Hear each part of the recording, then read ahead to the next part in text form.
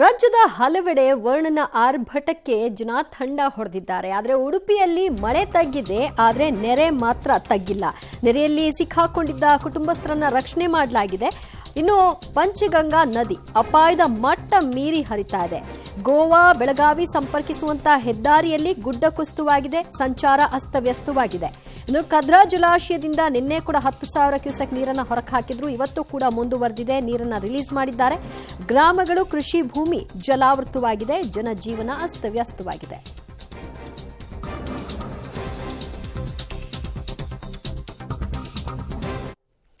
ಎಲ್ಲೆಲ್ಲಿ ಮಳೆ ಆಗಿದೆ, ಮಳೆಯಿಂದ ಸೃಷ್ಟಿಯಾಗಿರುವಂತಹ ಅವಾಂತರಗಳೇನು ಅನ್ನೋದರ ವರದಿ ಇದೆ, ನೋಡ್ಕೊಂಡು ಬರೋಣ. ಉಡುಪಿಯಲ್ಲಿ ತಗ್ಗಿಲ್ಲ ಮಳೆಯ ಅಬ್ಬರ, ನೆರೆಯಲ್ಲಿ ಸಿಲುಕಿದ ಕುಟುಂಬಸ್ಥರ ರಕ್ಷಣೆ. ಉಡುಪಿಯಲ್ಲಿ ರಣಮಳೆಯಾಗಿದ್ದು ನಗರದಲ್ಲಿ ಅಲ್ಲಲ್ಲಿ ಕೆಲ ಪ್ರದೇಶಗಳು ಜಲಾವೃತ ಆಗಿದೆ. ಮಲ್ಪೆ ಸಮುದ್ರಕ್ಕೆ ಹತ್ತಿರವಿರುವ ವಾರ್ಡ್ಗಳಲ್ಲಿ ಜನರು ನೆರೆ ನೀರಿನಲ್ಲಿ ಸಿಲುಕಿ ಪರದಾಡಿದ್ದಾರೆ. ನೆರೆ ಪೀಡಿತ ಕೊಡವೂರಿನಲ್ಲಿ ನಗರಸಭಾ ಸದಸ್ಯ ವಿಜಯ್ ಕೊಡವೂರು ಜೀವದ ಹಂಗು ತೊರೆದು ನೆರೆಯಲ್ಲಿ ಸಿಲುಕಿದ್ದವರನ್ನ ರಕ್ಷಣೆ ಮಾಡಿದ್ದಾರೆ. ಮನೆಯಲ್ಲಿ ಚಿಕ್ಕ ಮಕ್ಕಳು, ವಯಸ್ಸಾದವರು ಇರೋದನ್ನ ತಿಳಿದ ವಿಜಯ್ ಕುಮಾರ್ ಮರಕ್ಕೆ ಹಗ್ಗ ಕಟ್ಟಿ ಮಕ್ಕಳನ್ನ ಹೆಗಲ ಮೇಲೆ ಕೂರಿಸಿಕೊಂಡು ಬಂದಿದ್ದಾರೆ. ಇನ್ನು ಮಣಿಪಾಲ ಚಕ್ರತೀರ್ಥ ಸಗರಿ ಭಾಗದಿಂದ ನೀರು ಹರಿದು ಬರ್ತಾ ಇದ್ದು ಮಳೆ ನೀರಲ್ಲೇ ಜನರು ಓಡಾಡುವುದರ ಜೊತೆಗೆ ವ್ಯಾಪಾರ ವಹಿವಾಟು ನಡೆಸುತ್ತಿದ್ದಾರೆ. ನೀರು ನುಗ್ಗಿದ ಮನೆಗಳನ್ನ ಶುಚಿ ಮಾಡ್ತಾ ಇದ್ದು ಚರಂಡಿ ಕ್ಲೀನ್ ಮಾಡದೆ ಇದ್ದಿದ್ರಿಂದ ಮನೆಗೆ ನೀರು ನುಗ್ಗಿದೆ ಅಂತ ಸ್ಥಳೀಯರು ಆಕ್ರೋಶ ವ್ಯಕ್ತಪಡಿಸಿದ್ರು. ಹಲವಾರು ನೆರೆ ಪೀಡಿತ ಪ್ರದೇಶಗಳು ಇವತ್ತು ಸ್ವಲ್ಪ ರಿಲೀಫ್ ಆಗ್ತಾ ಇದೆ. ನಾವು ನೋಡಬಹುದು, ನಿನ್ನೆ ಪಾಡಿಗಾರು ವ್ಯಾಪ್ತಿಯಲ್ಲಿ ಇದ್ದಂತಹ ಏರಿಯಾ ಇದು.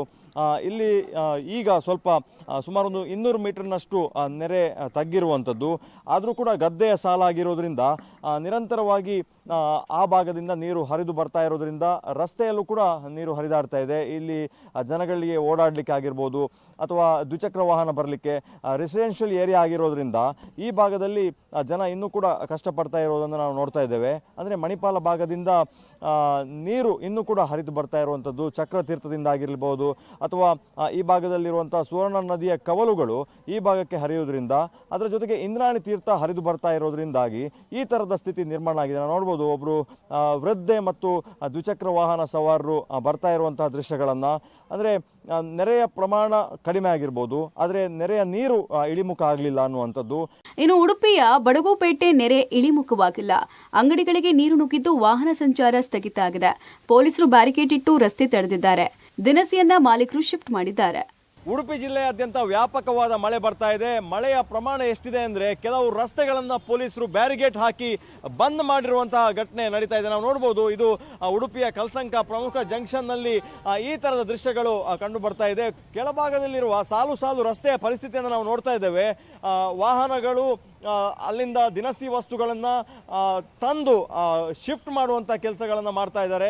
ಈ ರಸ್ತೆಯಲ್ಲಿ ಎಣ್ಣೆಯ ಮಿಲ್ಗಳಿವೆ, ಅದರ ಜೊತೆಗೆ ದಿನಸಿ ವಸ್ತುಗಳ ಅಂಗಡಿಗಳು ಇರುವಂಥದ್ದು. ಕೋಟ್ಯಾಂತರ ರೂಪಾಯಿಯ ಮಾಲ್ ಈ ಭಾಗದಲ್ಲಿ ಇರೋದ್ರಿಂದ ಎಲ್ಲವೂ ಕೂಡ ಜಲಾವೃತ ಆಗಿರೋದ್ರಿಂದ ನಷ್ಟ ಸಂಭವಿಸಿರಬಹುದು ಅನ್ನುವಂತಹ ಮಾಹಿತಿಗಳನ್ನು ಸ್ಥಳೀಯರು ಕೊಡ್ತಾ ಇದ್ದಾರೆ. ಅಪಾಯ ಮಟ್ಟ ಮೀರಿ ಹರಿತಾ ಇರುವ ಪಂಚಗಂಗಾ ನದಿ. ಗೋವಾ ಬೆಳಗಾವಿ ಸಂಪರ್ಕಿಸುವ ಹೆದ್ದಾರಿಯಲ್ಲಿ ಗುಡ್ಡ ಕುಸಿತ. ಮಹಾರಾಷ್ಟ್ರದ ಪಶ್ಚಿಮ ಘಟ್ಟ ಪ್ರದೇಶದಲ್ಲಿ ಭಾರೀ ಮಳೆಯಾಗಿದ್ದು ಪಂಚಗಂಗಾ ನದಿ ಅಪಾಯ ಮಟ್ಟವನ್ನ ಮೀರಿ ಹರಿತಾ ಇದೆ. 32 ಅಡಿಗಿಂತ ಹೆಚ್ಚು ಪ್ರಮಾಣದಲ್ಲಿ ನೀರಿನ ಹರಿವು ಏರಿಕೆಯಾಗಿದ್ದು ಪಂಚಗಂಗಾ ನದಿಯ ಕೆಳಹಂತದ 52 ಸೇತುವೆಗಳು ಜಲಾವೃತವಾಗಿದೆ. ಪಂಚಗಂಗಾ ನದಿ ಅಪಾಯ ಮಟ್ಟವನ್ನ ಮೀರಿ ಹರಿದಿರುವುದರಿಂದ ಬೆಳಗಾವಿ ಜಿಲ್ಲೆಯ ನಿಪ್ಪಾಣಿ ತಾಲೂಕಿನ ಹಲವು ಗ್ರಾಮಗಳಲ್ಲಿ ಪ್ರವಾಹದ ಭೀತಿ ಎದುರಾಗಿದೆ. ಪಂಚಗಂಗಾ ನದಿ ಹರಿಯುವ ದೃಶ್ಯ ಡ್ರೋನ್ ಕ್ಯಾಮೆರಾದಲ್ಲಿ ಸೆರೆಯಾಗಿದ್ದು ದೃಶ್ಯ ನಯನ ಮನೋಹರವಾಗಿದೆ. ನೆರೆಯ ರಾಜ್ಯ ಗೋವಾದಲ್ಲೂ ಭಾರೀ ಮಳೆಯಾಗಿದ್ದು ಗೋವಾ ಬೆಳಗಾವಿ ಸಂಪರ್ಕಿಸುವ ಲೋಟೊಲುಮಿನ್ ಬಳಿ ಹೆದ್ದಾರಿಯಲ್ಲಿ ಗುಡ್ಡ ಕುಸಿದಿದೆ. ಗುಡ್ಡ ಕುಸಿದ ಪರಿಣಾಮ ರಸ್ತೆ ಮೇಲೆ ಗುಡ್ಡದ ಮಣ್ಣು ಬಂದು ಬಿದ್ದಿದ್ದು ಜೀವಭಯದಲ್ಲೇ ವಾಹನ ಸವಾರರು ಸಂಚರಿಸುತ್ತಾ ಇದ್ದಾರೆ. ಮತ್ತೊಂದು ಭಾಗದಲ್ಲಿ ಅರ್ಧದಷ್ಟು ಮಣ್ಣು ಕುಸಿದು ಕೆಳಗೆ ಜಾರಿದೆ. ಸದ್ಯ ಸ್ಥಳಕ್ಕೆ ಗೋವಾ ಪೊಲೀಸರು ಭೇಟಿ ಕೊಟ್ಟು ಮಣ್ಣು ತೆರವು ಮಾಡಿದ್ದಾರೆ. ಗೋವಾದ ಗಾಂಡೋಂಗ್ರಿ ಕ್ಯಾನಕೋನಾ ಭಾಗದಲ್ಲಿ ಹಳ್ಳ ನದಿಗಳು ಅಪಾಯ ಮಟ್ಟವನ್ನು ಮೀರಿ ಹರಿತಾ ಇದ್ದು ಹಲವು ಗ್ರಾಮಗಳ ನಡುವಿನ ಸಂಪರ್ಕ ಕಡಿತಗೊಂಡಿದ್ದು ಜನಜೀವನ ಅಸ್ತವ್ಯಸ್ತ ಆಗಿದೆ. ಮಂಡೂರ ಗ್ರಾಮದಲ್ಲಿ ಮನೆ ಕುಸಿದು 2 ಸಾವನ್ನಪ್ಪಿದ್ದು ಇಂದು ಕೂಡ ಭಾರೀ ಮಳೆಯಾಗುವ ಮುನ್ಸೂಚನೆ ಕೊಟ್ಟಿದ್ದಾರೆ. ಪಶ್ಚಿಮ ಘಟ್ಟದಲ್ಲಿ ಕಳೆದೊಂದು ವಾರದಿಂದ ಧಾರಾಕಾರ ಮಳೆಯಾಗ್ತಾ ಇದ್ದು ಒಂದೇ ವಾರದಲ್ಲಿ ಬರೋಬ್ಬರಿ 24 ಮನೆಗಳು ಧರೆಗೆ ಉರುಳಿದೆ. ಖಾನಾಪುರ ತಾಲೂಕಿನ ಗ್ರಾಮೀಣ ಹೋಬಳಿಯಲ್ಲಿ 12 ಮನೆಗಳು, ಜಾಂಬೋಟಿ ಹೋಬಳಿಯಲ್ಲಿ 4 ಮನೆ, ಬಿಡಿ ಹೋಬಳಿಯಲ್ಲಿ 3, ಗುಂಜಿ ಹೋಬಳಿಯಲ್ಲಿ 3 ಮನೆಗಳಿಗೆ ಹಾನಿಯಾಗಿದೆ.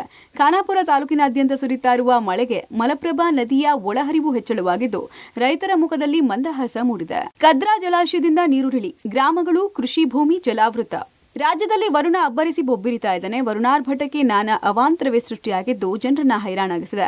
ಕಾರವಾರದ ಕದ್ರಾ ಜಲಾಶಯದಿಂದ ನೀರು ಬಿಡುಗಡೆ ಮಾಡಿದ್ದು, ನೀರು ಬಿಟ್ಟ ಪರಿಣಾಮ ಜಲಾಶಯದ ಪ್ರದೇಶಗಳಿಗೆ ನೀರು ನುಗ್ಗಿ ಅವಾಂತರ ಸೃಷ್ಟಿಯಾಗಿದೆ. ಅಸ್ನೋಟೆ ಉಳಗ ಭಾಗದ ಜಮೀನು ಜಲಾವೃತ ಆಗಿದೆ. ಹೊನ್ನಾವರ ತಾಲೂಕಿನ ಕುಮಟಾದ ಊರುಕೇರಿ, ಕೆಳಗಿನಕೇರಿ, ಹರಿಜನಕೇರಿ, ಕೋನಹಳ್ಳಿ, ಗುಡ್ಡಿರಕಟ್ಟು ಭಾಗದಲ್ಲಿ ಹಳ್ಳ ಉಕ್ಕಿ ಹರಿತಾ ಇದೆ. ಭಾರೀ ಮಳೆ ಹಿನ್ನೆಲೆಯಲ್ಲಿ ಸ್ಥಳದಲ್ಲೇ ಎನ್ಡಿಆರ್ಎಫ್ ತಂಡ ಬೀಡು ಬಿಟ್ಟಿದೆ. ಕದ್ರಾ ಜಲಾಶಯ ಸುತ್ತಮುತ್ತ ಪ್ರದೇಶದಲ್ಲಿ ಈಗ ಕೃಷಿ ಜಮೀನಿಗೆ ನೀರು ಹೋಗಿರುವಂಥದ್ದು. ನಾವಿವತ್ತು ಅಸ್ನೋಟಿ ಭಾಗದಲ್ಲಿ ಯಾವ ರೀತಿಯ ಸ್ಥಿತಿ ಇದೆ ಅಂತ ಹೇಳ್ತೀನಿ. ನೀವು ನೋಡ್ಬೋದು, ಈ ಭಾಗದಲ್ಲಿ ಅಸ್ನೋಟಿಯ ಭಾಗದಲ್ಲಿರುವಂತಹ ತೋಟಗಳು, ಗದ್ದೆಗಳು ಎಲ್ಲವೂ ಕೂಡ ಈಗ ಜಲಾವೃತವಾಗಿರುವಂಥದ್ದು. ಇವೆಲ್ಲವೂ ಕೂಡ ಕದ್ರಾ ಜಲಾಶಯದಿಂದ ಬರುವಂತಹ ನೀರಿನಿಂದ ಆಗಿರುವಂತಹ ಒಂದು ಸಮಸ್ಯೆಗಳಿದು. ಯಾಕೆಂತಂದರೆ ಕದ್ರಾ ಜಲಾಶಯದಿಂದ ಬರುವಂತಹ ನೀರಿಗೆ ಒಂದು ತಡೆಗಳಿದ್ದಾವೆ. ಯಾಕೆಂತಂದರೆ ಈ ಭಾಗದಲ್ಲಿ ಜಮೀನಿನ ಭಾಗದಲ್ಲಿ ಈಗ ಹೆಚ್ಚಾಗಿ ಮನೆಗಳನ್ನು ಕಟ್ಟಿದ್ದಾರೆ. ಆ ಭಾಗದಲ್ಲಿ ಚರಂಡಿಗಳನ್ನು ಸರಿಯಾದ ಒಂದು ವ್ಯವಸ್ಥೆಯನ್ನು ಮಾಡಿಲ್ಲ. ಮತ್ತು ಈ ಭಾಗದಲ್ಲಿರುವಂತಹ ನಗರಸಭೆಯು ಕೂಡ ನೀರನ್ನು ಹೋಗಲಿಕ್ಕೆ ಬೇಕಾದ ವ್ಯವಸ್ಥೆಯನ್ನು ಕೂಡ ಸಮರ್ಪಕವಾಗಿ ಮಾಡದೇ ಇರೋ ಕಾರಣ ಇವತ್ತು ಕೃಷಿ ಜಮೀನಿನ ಜೊತೆಗೆ ಮನೆಗಳಿಗೂ ಕೂಡ ನೀರು ನುಗ್ತಾ ಇರುವಂಥದ್ದು. ನೀವು ನೋಡ್ಬೋದು, ಈ ಭಾಗದಲ್ಲಿ ತೋಟಗಳಿಗೆ ಈಗ ನೀರು ನುಗ್ತಾ ಇದ್ದಾವೆ. ಮತ್ತು ಇನ್ನು ಮನೆಗಳು ಕೂಡ ಆ ಕಡೆ ಇದ್ದಾವೆ. ನೀವು ನೋಡ್ಬೋದು, ಆ ಭಾಗದಲ್ಲಿ ದೂರದಲ್ಲಿರುವಂಥ ದೇವಸ್ಥಾನ ಸುತ್ತಮುತ್ತ ಕೂಡ ಈಗ ನೀರು ನಿಂತಿರುವಂಥದ್ದು. ಇವೆಲ್ಲವೂ ಕೂಡ ಈ ಆಸ್ನೋಟಿಯ ಭಾಗದಲ್ಲಿ ಪ್ರತಿ ವರ್ಷವೂ ಕೂಡ ನಡೆಯುವಂಥದ್ದು. ಯಾಕಂತಂದರೆ ಈ ಭಾಗದಲ್ಲಿ ಸಮರ್ಪಕವಾದ ಒಂದು ಚರಂಡಿಯ ವ್ಯವಸ್ಥೆಯನ್ನು, ನೀರು ಹೋಗುವಂತಹ ನಾಲೆಯ ವ್ಯವಸ್ಥೆಯನ್ನು ಮಾಡದೇ ಇರೋದೇ ಕಾರಣ ಈ ಕೃತಕ ಪ್ರವಾಹಕ್ಕೆ ಕಾರಣವಾಗಿರುವಂಥದ್ದು. ದಕ್ಷಿಣ ಕನ್ನಡ ಜಿಲ್ಲೆಯಲ್ಲಿ ವರುಣ ಕೊಂಚ ವಿರಾಮವನ್ನ ಕೊಟ್ಟಿದ್ದಾನೆ. ನಿನ್ನೆ ಸುರಿದ ಮಳೆಗೆ ನದಿಗಳೆಲ್ಲ ತುಂಬಿ ಹರಿತಾ ಇದ್ದು ನದಿಗಳಿಗೆ ಜೀವ ಕಳೆ ಬಂದಿದೆ. ಪಶ್ಚಿಮ ಘಟ್ಟದಲ್ಲೂ ಮಳೆಯಾಗಿದ್ದು ಪ್ರವಾಹದ ಭೀತಿ ಎದುರಾಗಿದೆ. ಮುಲ್ಕಿ, ಕಟೀಲು, ಕಿನ್ನಿಂಗೋಳಿ, ಹಳೆ ಅಂಗಡಿ, ಪಾವಂಜಿ ಭಾಗದಲ್ಲಿ ಭಾರೀ ಮಳೆಯಾದ ಕಾರಣ ನಂದಿನಿ, ಶಾಂಭವಿ ನದಿಗಳು ತುಂಬಿ ಹರಿತಾ ಇದೆ. ಕೃಷಿ ಭೂಮಿ ಸೇರಿದಂತೆ ತಗ್ಗು ಪ್ರದೇಶಕ್ಕೆ ನೀರು ನುಗ್ಗಿದ್ದು ಸಣ್ಣ ಸೇತುವೆಗಳು ಮುಳುಗೋ ಭೀತಿ ಇದೆ. ಇನ್ನು ಜಿಲ್ಲೆಯಲ್ಲಿ ಮತ್ತೆ ಮಳೆಯಾಗುವ ಮುನ್ಸೂಚನೆ ಹಿನ್ನೆಲೆಯಲ್ಲಿ ಶಾಲಾ ಕಾಲೇಜುಗಳಿಗೆ ರಜೆ ಘೋಷಣೆ ಮಾಡಲಾಗಿದೆ.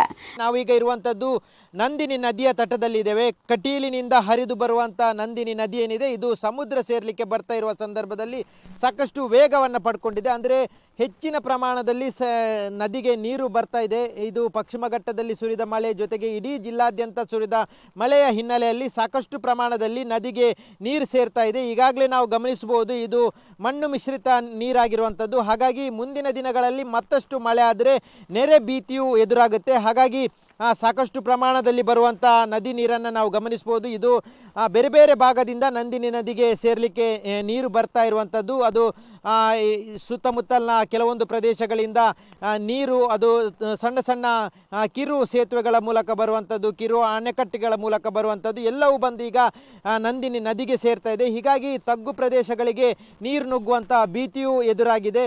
ರಾಜ್ಯದ ಹಲವೆಡೆ ವರುಣಾರ್ಭಟ ಜೋರಾಗಿದ್ದು ಕೆಲವು ಕಡೆ ಅವಾಂತರ ಸೃಷ್ಟಿಯಾಗಿದ್ರೆ ಇನ್ನು ಕೆಲವು ಕಡೆ ರೈತರ ಮೊಗದಲ್ಲಿ ಮಂದಹಾಸ ಮೂಡಿದೆ. News desk, public TV.